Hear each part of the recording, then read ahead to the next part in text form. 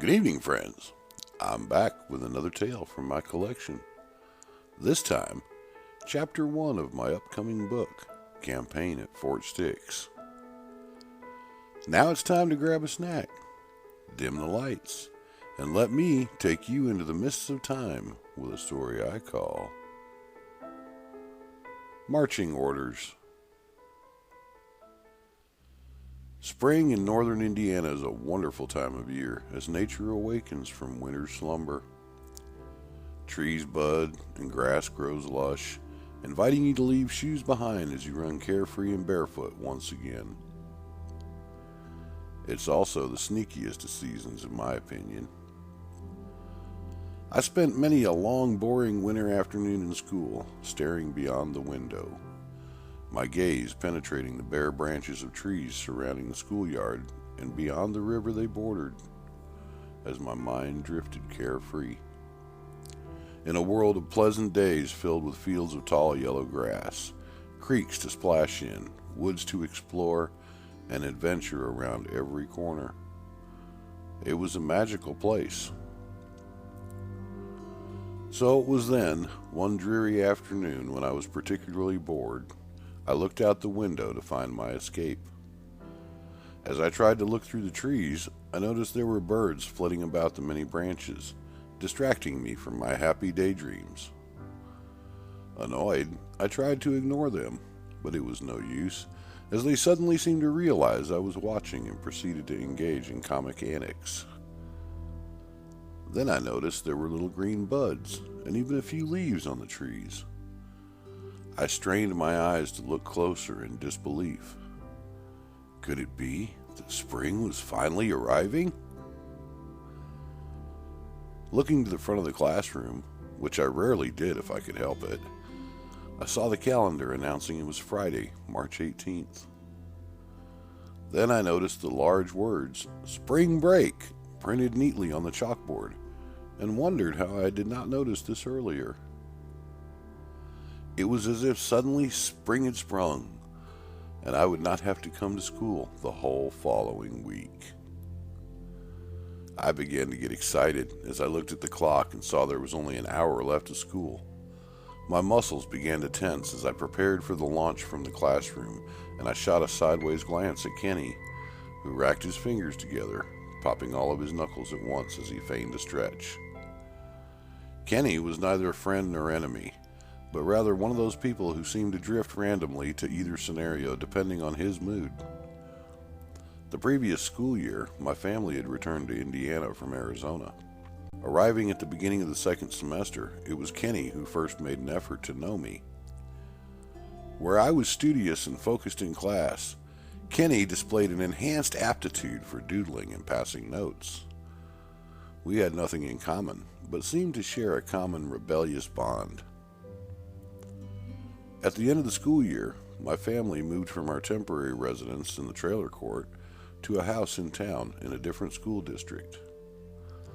I was a bit disappointed about leaving Kenny behind, but this was something I was used to.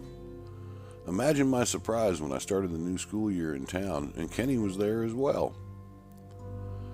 Time seemed to fly as I forgot all about Kenny and turned my mind to my bicycle. I looked back at the clock and knew it was almost time to crawl under the porch and get my bike out from cold storage and prepare it for the many adventures ahead. When the school bell rang, I was out of my seat like a shot and headed home with thoughts focused squarely on bike preparation. As the primary transportation of a 10-year-old boy, it is with much care the bicycle is made ready. First wiped free of dust and spider webs, every part is inspected to find each battle scar from the previous year and commit them to memory for future reference. This is most helpful later on when deciding what to yell at little brothers who ride your bike without asking.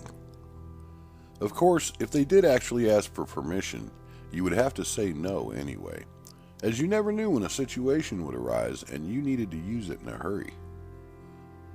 Next comes lubricating the chain, meticulously coating each link heavily with oil to ensure smooth operation. Not just any oil will do, though. A discerning boy knows the used motor oil in the garage is no good for this, and looks instead for his father's can of 3-in-1 oil. A new can of 3-in-1 oil contains just enough oil to lubricate a bike chain properly one time. When oiled correctly, the bicycle chain will leave a narrow, unexplained line down the back of your pants leg as it slings off during heavy acceleration. It has been put forth that the excess oil, which is slung off during operation, carries with it dirt and rust particles which could damage the chain. I myself put forth this ingenious theory to my mother when she asked me why I wore my school pants to ride my bike. My scientific analysis effectively dodged the point that the new pants were now stained and thus rendered play pants unsuitable for wear to school or family outings. Finally, it is time. Climbing onto the bike after a long, cold winter puts one in mind of a cowboy climbing onto his horse after a long stay in town. Then, pumping hard on the pedal to leave a black skid mark next to the fresh oil stains on the walk, you tear off to explore what the melting snow has exposed. Halfway down the drive, an odd shuddering of the handlebar is felt, and you realize you forgot to air up the tires. Jumping off the bike, you leave it laying there while you run off in search of the elusive tire pump to rectify the situation. Of course, you'll only be gone for a minute or two, as the tire pump is right under the porch where you left it. Or is it in the old tool shed where your dad said to keep it in case he needed it to air up the lawnmower tires? No, not there either. After searching in every possible location you can think of and failing to locate the rogue tire pump, you realize it must be in your little brother's room, because he's always taking things. Then you look up as your little brother walks in, eating a peanut butter sandwich, to find you tearing up his room looking for the pump, and he does the one thing you hate most of all. "Mom!" he screams at the top of his lungs. "What's going on in here?" your mother asks as she appears at the door, looking right at you. "Why are you still wearing your school clothes? Go change this instant." Sulking off down the hallway to change clothes, you realize now that while you pretty much searched his whole room, you never got a chance to look in his closet. Not only that, but Mark was eating a peanut butter sandwich in his bedroom, and neither of us is allowed to eat outside of the kitchen. Why didn't he get in trouble? "Man, he gets away with everything," I mumble as I go to change clothes. Since it is bike season and I have to change my clothes anyway, I decide I want my favorite pair of jeans, the ones with the patches on the knees. Looking around, I see a pant leg sticking out from under the bed.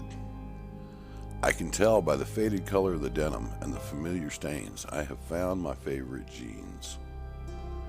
As I pulled them free, you can imagine my surprise when the tire pump came out with them. Excited once again, I quickly changed clothes and ran out to inflate the tires on my bike. It takes forever to air up a bike tire with a hand pump, but after a bit, I finally have the tires rock hard and ready to roll. To ensure I have the correct air pressure, I grab a stick and strike the tire just like I saw the truckers do on the side of the highway. Whack! The stick bounces rapidly up from the tire and smacks me in the forehead. Yep, air pressure's good. Tossing the pump over on the grass, I again jump on my bike, ready for adventure. As a precaution, I did a detailed mental checklist to determine if I had forgotten anything else, and my eyes come to rest on the slight indent on the crossbar of the handlebars. Rubbing the sore bump on my forehead where the stick struck me, I wonder how on earth I could have forgotten to check the brakes. Early one day the previous summer, my friends and I ran to get our bikes to begin the day's adventures. As fate would have it, I found my rear tire totally flat, and further inspection revealed a large tear in not only the tire, but the inner tube as well. I could not for the life of me remember how the tire had been damaged so badly. Thinking back to the previous evening, I recalled having spent the fading hour of the day with my friends over by the incinerator, where the adults put the trash to burn it. Twice as big as any dumpster, it was the size of a large tool shed and just as interesting, as you never knew what kind of treasures the adults might leave there. There were large signs on all sides of the incinerator warning us to stay away, but somehow the big iron box with its creaking door and towering smokestack was irresistible. On this memorable occasion, when we were playing Army, the incinerator was magically transformed into an enemy munitions factory, and our secret mission was to blow it up. Located at over 150 feet from my house, it was necessary to plan and execute the perfect campaign to ensure the success of the mission.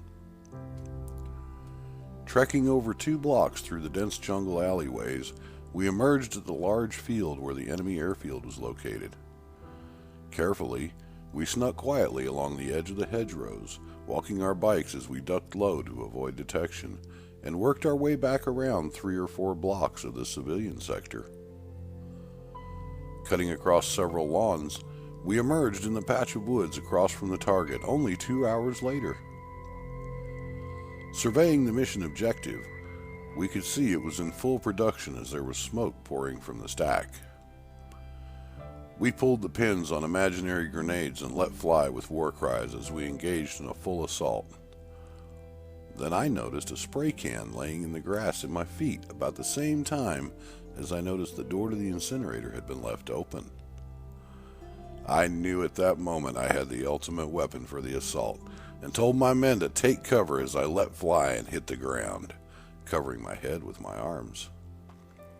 My aim was true, and the spray can exploded with a thunderous roar, which shook the ground and sent sparks of ash high into the sky from the smokestack. Victory was ours. At least it was until we saw the security police coming to check out what happened. Hiding deep in the shadows as they investigated, we watched as 2 men got out of their truck and approached the incinerator. After picking up several pieces of loose trash and tossing them in, they closed the door and left to continue their rounds. Together, we breathed a loud sigh of relief as our attention turned to something new. In the distance, the loud echoing sound of a train whistle announced the enemy was still active and sending reinforcements. We assumed combat positions, laying on our bellies in the tall grass at the edge of the trees, and waited quietly. The ground rumbled as the engine rolled past, and the air was filled with the heavy smell of the diesel engines which thrummed loudly. In our hands were a motley collection of rocks which were intended to be thrown at the open boxcars as the train passed, as this was the only proven method of determining if there were any hobos within. Why exactly we wanted to know if there were hobos in the boxcars, or what we would have done if we did find one, I don't know. But that was the plan, and we were committed. At the precise moment the engine was out of sight, and we stepped from the trees into the open to begin launching projectiles, one of the guys hollered, "Security!" sending us scattering to the winds. Nothing could ruin a kid's evening faster than being escorted home by security to explain why you were playing around the incinerator or railroad tracks. I seem to remember my bike riding kind of funny as I sped across the lawn and stuck it under the porch before running off to meet up with my friends a safe distance away. I must have ridden across some broken glass from the bottles kids were always throwing at the incinerator. It seems kids have a weird fascination with the sound of breaking glass. Anxious to be on our way to new adventures, my friend loaned me a complete spare tire already mounted on a rim. Within minutes we had changed the tire and were on our way. My friend's bike was one of the new BMX style, equipped with handbrakes, and while I envied him, it never occurred to me that a bike with handbrakes would not have a coaster brake. It was a lesson I was not soon to forget. In fact, I still remember that lesson to this day. The trailer park was divided into 2 halves by a large grassy field bordered with hedges. The front of the park was built on a hillside which leveled out across the field, and the back half was almost flat. In the center of the park, one road ran all the way from the front entrance to the furthest back street by the railroad tracks. The other streets parallel to this one were met at the grassy field by a road which bordered it.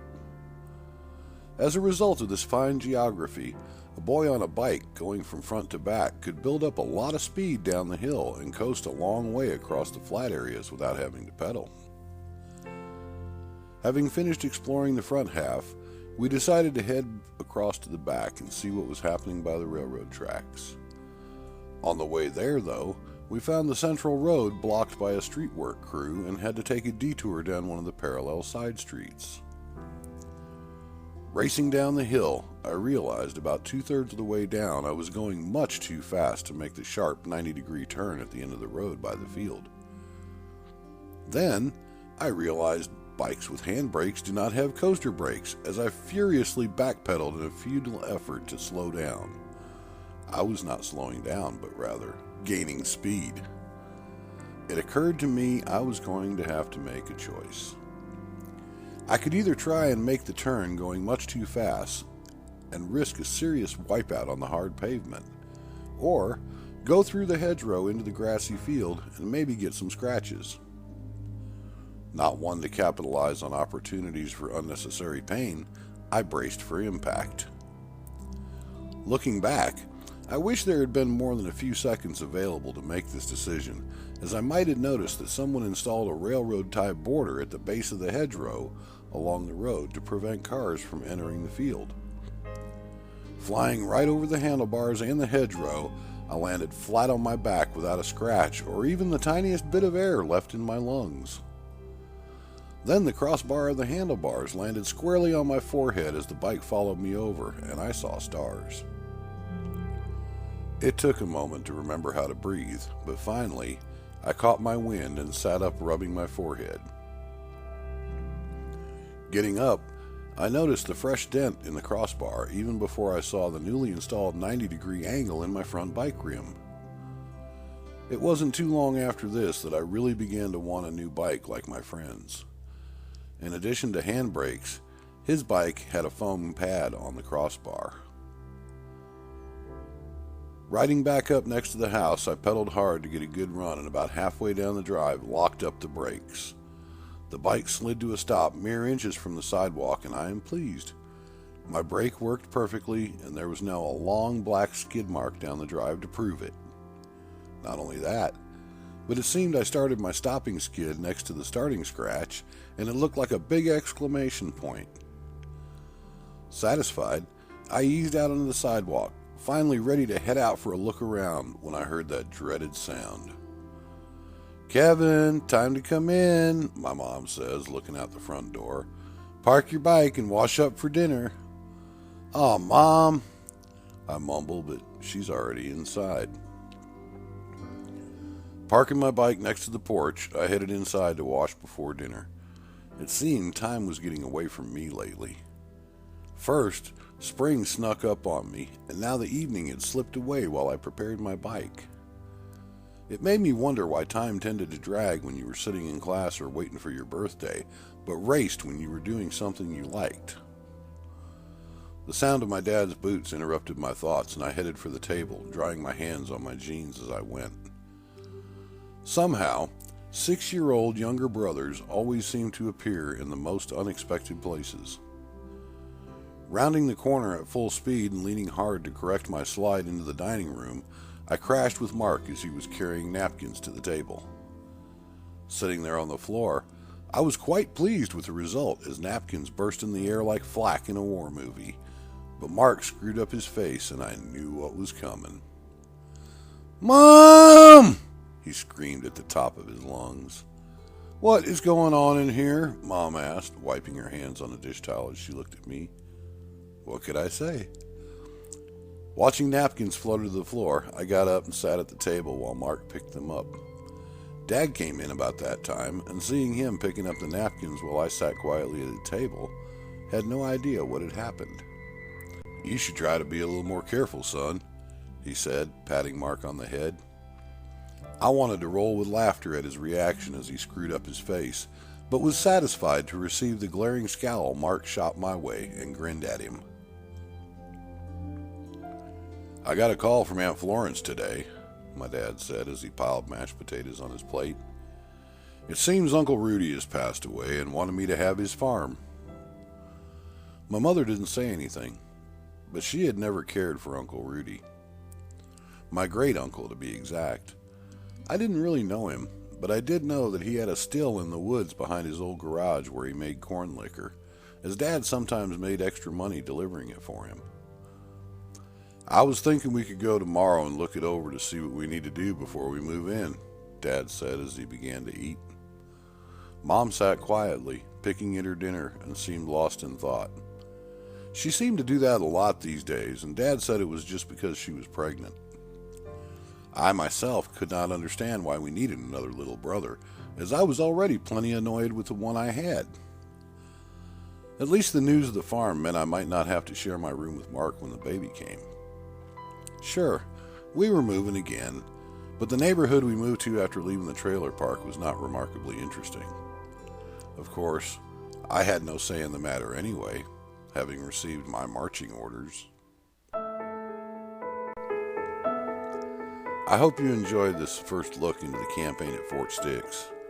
That's all for now, but I'll be back again next week with another story, just for you. Until then, sleep well.